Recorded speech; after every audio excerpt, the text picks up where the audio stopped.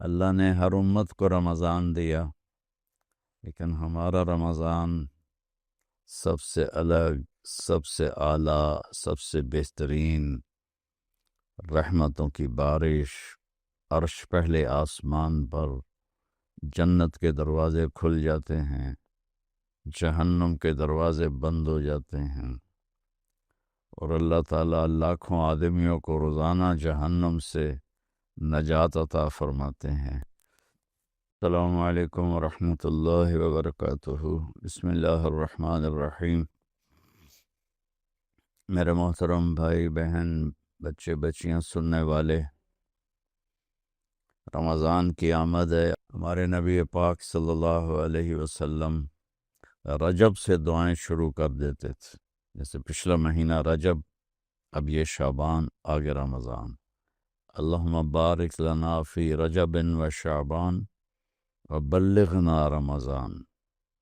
یا اللہ ہمارے رجب اور شعبان میں برکت عطا فرما، اور رمضان کا مہینہ ہمارے نصیب فرما۔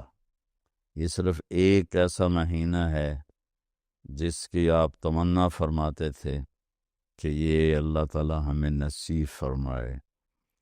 اور تب دو فرشتے پورا رمضان اعلان کرتے ہیں کہ یا باغ الخیر ابشر و اقبل، اے نیکی کرنے والے تمہیں خوشخبری ہو اور آگے بڑھو۔ اور دوسرا فرشتہ اعلان کرتا ہے یا باغ الشر اقصد و ارجع، اے برائی کے پیچھے دوڑنے والے بس کر اور واپس آ جا، اپنے اللہ کی طرف لوٹ کے آ جا۔ اور اللہ کی طرف سے بھی روزانہ اعلان ہوتا ہے حل من طائف اتوب علیہ، کوئی ہے توبہ کرنے والا تو میں اس کی قبول کروں۔ حل من سائل فاعطیہ، ہے کوئی مانگنے والا میں عطا کروں۔ حل من مستغفر فاغفر لہ، ہے کوئی استغفار کرنے والا، معافی مانگنے والا، میں اسے معاف کروں۔ فرض 70 فرض کے برابر ہو جاتا ہے، نفل فرض کے برابر ہو جاتا ہے، سارے شیطان قید ہو جاتے ہیں۔ یہ ساری چیزیں پہلی امتوں کے لیے نہیں تھی۔ ساری مخلوق، چیونٹیاں اور مچھلیاں بھی روزہ رکھنے والوں کے لیے دعا کرتی ہیں۔ پھر اس میں اللہ نے تراویح کی نماز عطا فرمائی جو کسی امت کو نہیں عطا فرمائی۔ تراویح تو بعد میں نام پڑا ہے، اصل تو اس کا نام قیام اللیل تھا، تو اس کا اہتمام کرنا اللہ کے ہاں انتہائی پسندیدہ ہے، اور اس کی رحمتوں سے نفع اٹھانے کے لیے کسی سے لڑے ہوئے ہیں صلح کر لیں، کسی کے بارے میں دل میں نفرت ہے، کھوٹ ہے، صاف کر لیں، کسی سے بول چال بند ہے تو اس سے بولنا شروع کر دیں، صلح کر لیں، ورنہ روزے لٹک جاتے ہیں، اوپر نہیں جاتے۔ ماں باپ کا نافرمان، شراب پینے والا، رشتہ داروں سے لڑائی جھگڑے کر کے بائیکاٹ کرنے والا، اور کسی کے بارے میں دل میں دشمنی پالنے والا، یہ 4 آدمی رمضان کی رحمتوں سے محروم ہو جاتے ہیں۔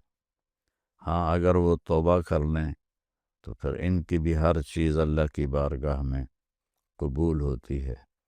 اور اللہ کے نبی کا فرمان ہے اگر میری امت کو پتہ چل جائے کہ رمضان کیا ہے تو تمنا کرتے کہ سارا سال رمضان ہوتا۔ پہلی امتوں کے لیے صرف افطاری ہوتی تھی اور سحری نہیں ہوتی تھی، 24 گھنٹے کا روزہ۔ ہمارے روزہ بھی ایسے ہی آیا۔ تو ایک صحابی ہیں قیس بن سرمہ رضی اللہ تعالیٰ عنہ، وہ اونٹ چراتے تھے، واپس آئے اور بیوی سے پوچھا افطاری کا کچھ ہے؟ کہا کچھ نہیں، میں لے کے آتی ہوں۔ وہ لینے گئی، وہ چارپائی پہ لیٹے، ان کو نیند آ گئی۔ دوسرا روزہ کب شروع ہوتا تھا؟ اگر سورج ڈوبنے کے بعد کسی کو نیند آ جاتی تھی تو دوسرا روزہ شروع ہو جاتا تھا، اور تھوڑی جب تاخیر سے لیٹ آئیں تو وہ سوئے پڑے تھے تھکن کی وجہ سے، تو انہوں نے کہا ابن سرما ہلک تھا، سرما کے بیٹے تو ہلاک ہو گیا۔ ان کی آنکھ کھلی، کیا ہوا؟ کہ اگلا روزہ شروع ہو گیا تو سو گیا تھا۔ تو ظہر کی نماز میں گئے مسجد تو بے ہوش ہو کے گر گئے، تو آپ نے پوچھا اس سے کیا ہوا؟ کہا جی وہ سحری افطاری کے بغیر اگلا روزہ شروع کرنا پڑا کہ سو گئے تھے، تو اللہ کے نبی کے دل پہ ایک غم کی کیفیت آئی، تو اللہ تعالیٰ نے قرآن اتار دیا، کلوا واشربوا حتی یتبین لکم الخیط الابیض من الخیط الاسود من الفجر ثم اتموا الصیام الا اللیل۔ میرے محبوب، آپ کی تکلیف نہیں دیکھی جاتی، ہم آپ کی امت کے لیے سحری بھی حلال کرتے ہیں، افطاری بھی حلال کرتے ہیں، جب تک صبح و صادق ظاہر نہ ہو کھائیں پئیں، بیویوں کے پاس جائیں، سب حلال ہے آپ کے لیے۔ اور سحری کھانے کو اجر قرار دے دیا، ان الملائکۃ لیصلون علی المتصحرین، سحری کھانے والوں کے لیے فرشتے دعا کرتے ہیں۔ تو اس میں یہ جیسے یہ کاروباری لوگوں کا سیزن ہوتا ہے تو اندھا دھند کام کرتے ہیں، یہ سیزن ہے اللہ کو منانے کا۔ اس میں پھر اللہ کے نام پہ خرچ کرنا بھی ایک بہت بڑا عمل ہے۔ ویسے تو زکوٰۃ ہے، صدقہ ہے، خیرات ہے، سارا سال دی جا سکتی ہے، رمضان میں دینے کا فائدہ یہ ہے کہ فرض زکوٰۃ کا 1 روپیہ 70 روپے کے برابر ہو جائے گا، اور نفلی صدقے کا 1 روپیہ فرض روپے کے برابر ہو جائے گا۔ تو اس میں گزارش ہے کہ اللہ کے نام پر کھل کر دیں، تو آپ سب سے گزارش ہے کہ ہر جگہ دیں، میں کسی کے بارے میں روکتا نہیں ہوں، جو صحیح کام کر رہے ہیں اور اس میں ہمیں بھی آپ یاد رکھیں، آپ کے تعاون کے ہم بہت زیادہ محتاج ہیں۔ اللہ آپ سے راضی ہو۔ السلام علیکم ورحمۃ اللہ۔